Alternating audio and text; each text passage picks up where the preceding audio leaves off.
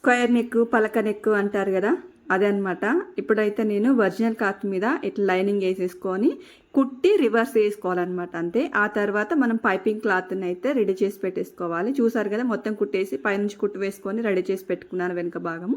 ఇప్పుడు piping cloth కూడా ఇట్లా రెడీ చేసి పెట్టుకున్నాను. మనం ఎక్కడైతే పైపింగ్ అయితే కుట్టుకున్నామో ఆ సైడ్ ఇట్లా పెట్టి లోపలికి పెట్టేసుకొని ఇక్కడ పైన కనిపిస్తుంది కదా కుట్టు ఎల్లో, దాని మీద అదే కుట్టు మీద వేసుకుంటూ రావాలి. ఎంత సన్నగా అయితే పైపింగ్ ఉందో అంత సన్నగా వస్తుంది అనమాట.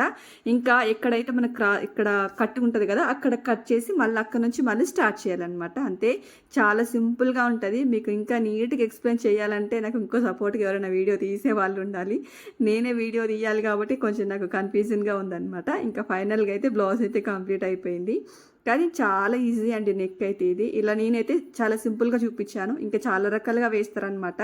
చూసారు కదా, ఫైనల్గా అయితే అయిపోయింది. ముందు రౌండ్ నెక్, వెనక పలక నెక్ అనమాట. ఇదండి వీడియో. నచ్చింది.